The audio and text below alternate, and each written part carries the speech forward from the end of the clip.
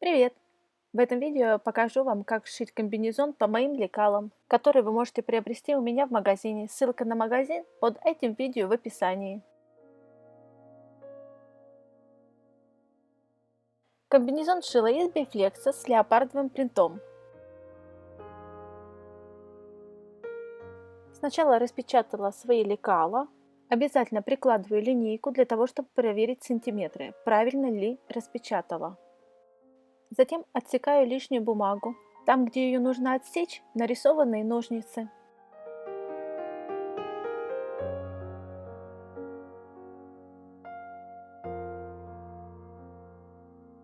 Раскладываю все листы в нужном порядке. Каждый лист пронумерован. Затем склеиваю все скотчем. На раскладке 3 размера комбинезона.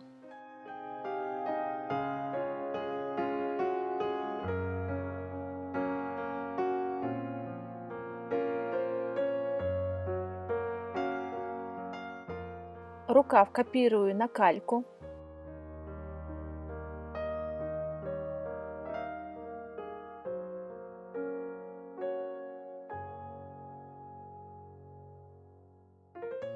Теперь вырезаю комбинезон. Его можно тоже скопировать на кальку, но я решила вырезать так. Также вырезаю воротник.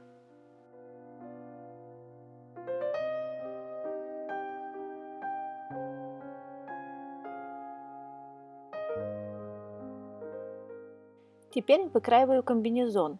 Среднюю линию комбинезона кладу на сгиб материала, для того, чтобы на передней части комбинезона не было никаких швов.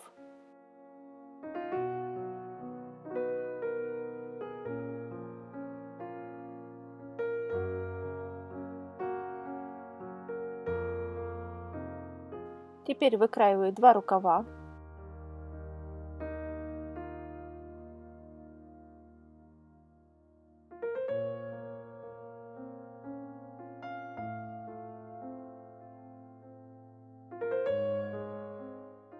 А теперь воротник.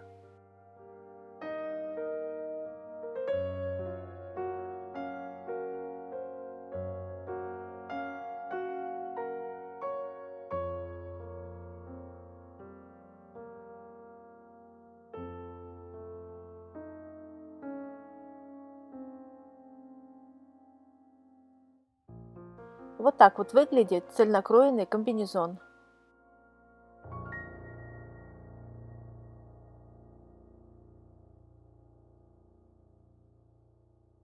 Теперь скалываю булавками боковые швы, плечевые швы и средний шов спинки.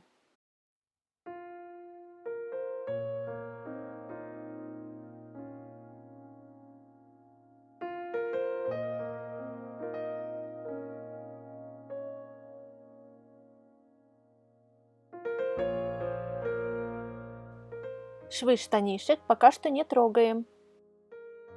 Скалываю булавками срезы рукавов.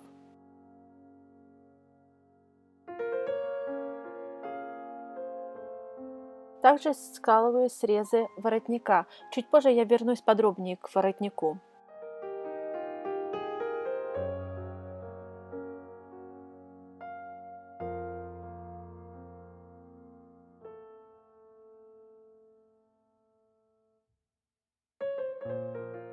Для пошива комбинезона используйте армированные нитки любой марки. Теперь стачиваю на швейной машинке оверлок, боковые швы, плечевые швы и средний шов спинки. И срезы рукавов.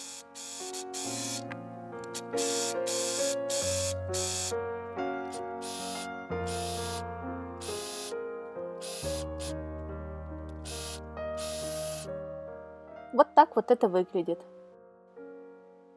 Я стачала плечевые швы, боковые швы и средний срез спинки. А вот теперь перехожу к шаговым срезам. Сначала соединяю средний срез спинки с серединкой переда. Для того, чтобы легче было стачивать, нужно сделать надсечку в округлой части переда вверху с шагового среза. А дальше соединяем полностью шаговые срезы. Теперь мы должны стачать это одним швом на швейной машинке оверлок.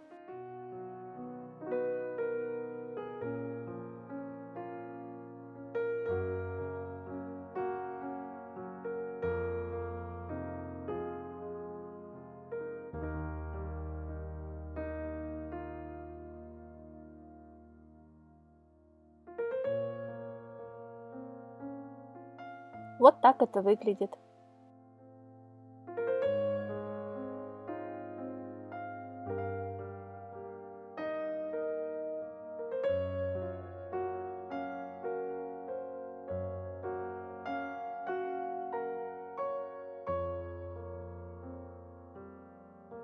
Теперь переходим к рукавам. Сначала выворачиваю рукава на лицевую сторону. На лекалах обозначены контрольные точки, но я их никогда не использую при пошиве гимнастического комбинезона. Они важны только в тех случаях, когда окат рукава на несколько сантиметров длиннее, чем пройма. И тогда рукав нужно сильно припосаживать, и припосаживаю только в верхней части оката рукава, а не в нижней. А в комбинезоне окат рукава только немного длиннее, чем пройма. Поэтому я соединяю срез рукава с боковым швом комбинезона, а после высшую точку оката рукава с срезом плечевого шва.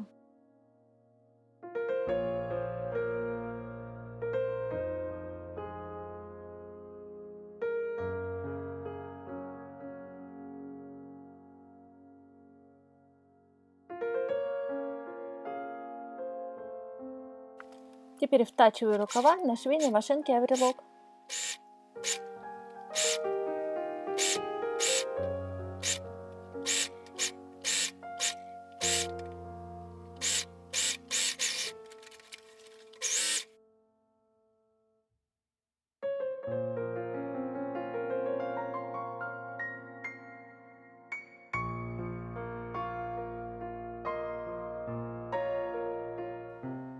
Теперь подгибаю срезы рукавов на кистях и штанишек.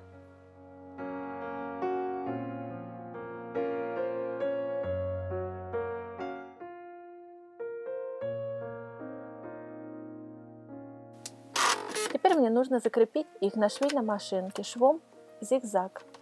Лучше использовать иглы Super Stretch. Если использовать обычный, не Super Stretch, то шов зигзаг у вас может получиться не совсем качественный. Некоторые ниточки могут пропускать.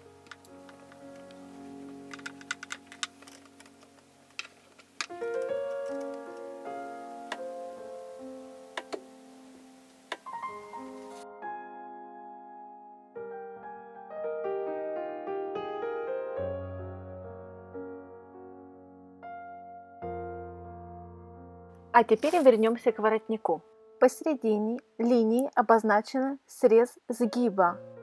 Также есть контрольные точки. Чтобы вам было легче, я прямо на нем покажу, где нужно стачивать. Сначала перегибаем пополам по средней линии. Это и будет сгиб ткани.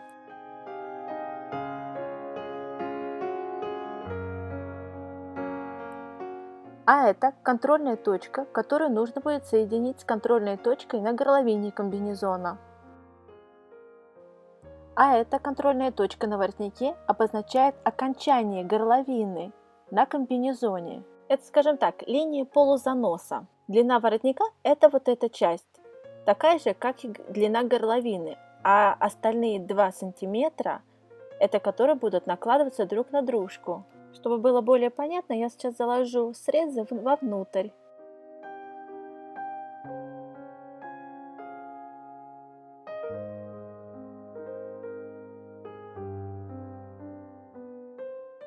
И вот так вот будет выглядеть воротник. Оно накладывается друг на дружку. Поэтому это не лишние 2 сантиметра, как многие думают. В этой части пришивается кнопка. Сейчас я их даже нарисую, чтобы вам было более понятно. С той стороны, где эти лишние, скажем так, 2 сантиметра, кнопка будет с внутренней стороны, а с другой стороны со внешней стороны.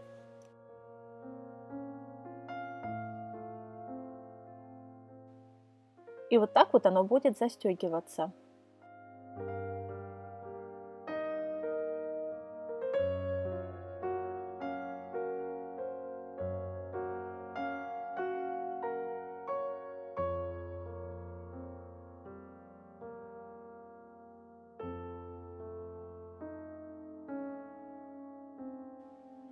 Стачивать нужно только по той линии, которую я рисую на бумаге.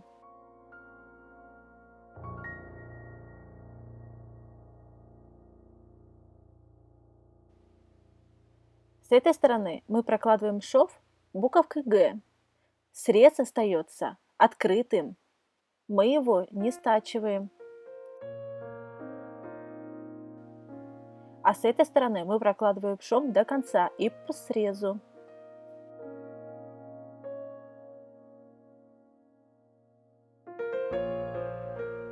Затем, как мы его стачаем, с этой стороны мы делаем надсечку. Вот так вот углом. Для того, чтобы нам легче было втачать воротник в горловину.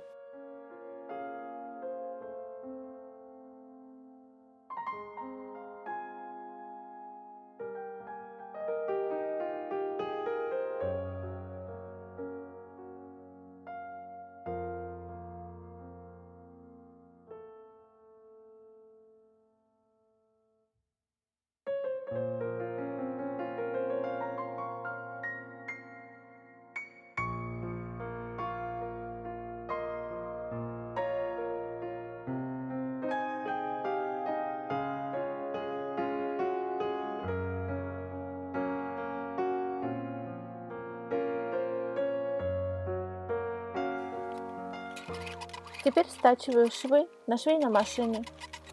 Если у вас на машинке нет специально трикотажного шва, который похож на зигзаг, то можете стачать обычным прямым швом.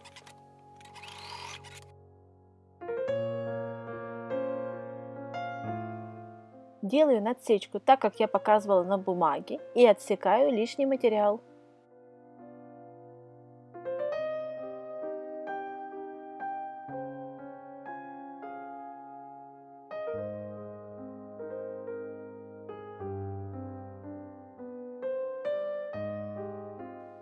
Теперь выворачиваю воротник на лицевую сторону.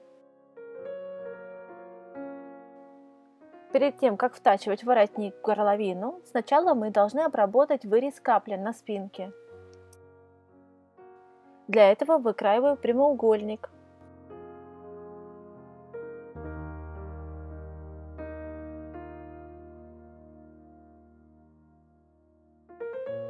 Теперь соединяю этот прямоугольник лицевой стороной с лицевой стороной комбинезона по срезу капельки. Этот прямоугольник, обтачку, будем соединять с капелькой на швейной машинке оверлок. При стачивании обтачки с комбинезоном, с каплей, эту обтачку нужно немножечко натягивать, чтобы создать такой эффект резиночки. Только с натягиванием не перестарайтесь, чтобы не было такой сильной гармошки.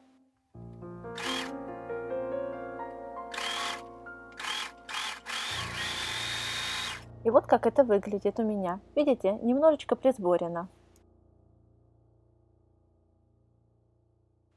Теперь выворачиваю обтачку на изнаночную сторону комбинезона, закрывая шов. Я предпочитаю шов поднимать вверх, и получается у меня такой большой кантик. Но этот кантик с лицевой стороны. Если вы хотите, чтобы его не было, то вам нужно будет шов не поднимать наверх, как я это делаю, а опускать вниз. Скалываю булавками по шву соединение обтачки с капелькой.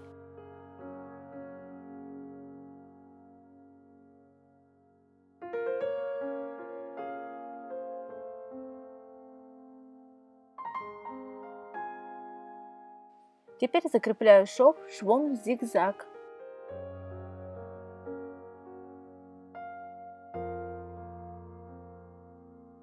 Теперь отсекаю лишний материал, оставляю где-то 0,2-0,3 мм.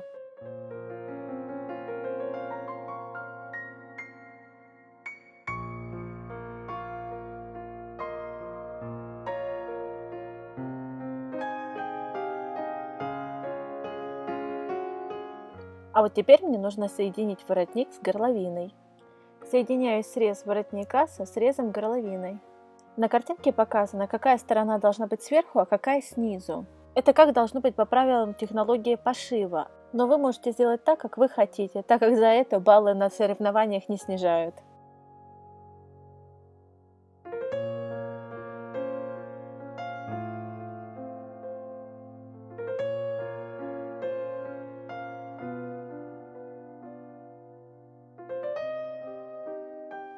Теперь их нужно соединить на швейной машине. Если на вашей швейной машине есть специальный трикотажный шов, то соединяйте им. Если его нет, то на швейной машине оверлок. Вот и я уже соединила.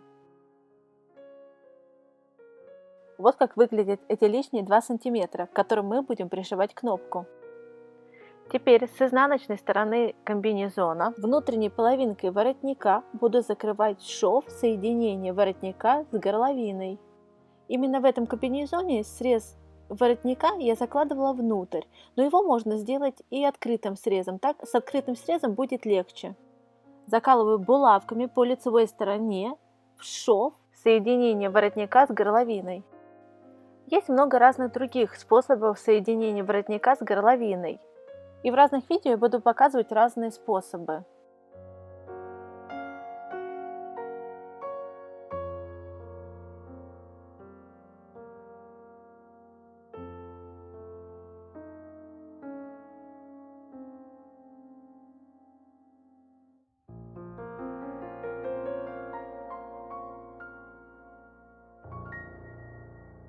Теперь по линии, где мы скалывали булавками, прокладываем шов. Я это делаю специальным трикотажным швом, который похож немного на зигзаг, но вы можете делать это и прямой строчкой. Но в зависимости от того, какими вы нитками пользуетесь, он у вас может лопнуть, если нитки не очень качественные. Поэтому вы можете сделать это зигзагом. Вот как выглядит это у меня в готовом виде.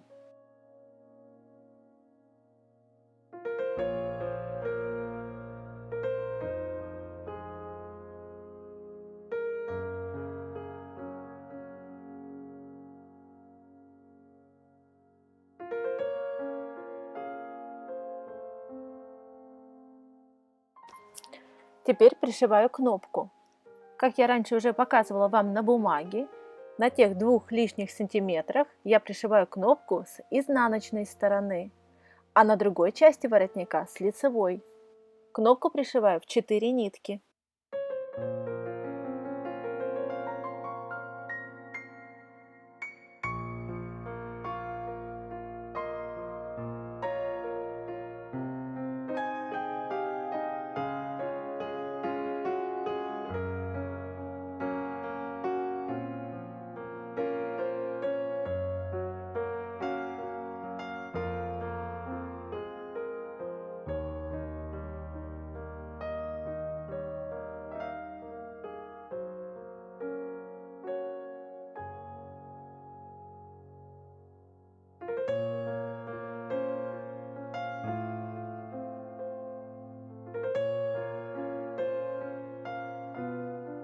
Мой комбинезон готов!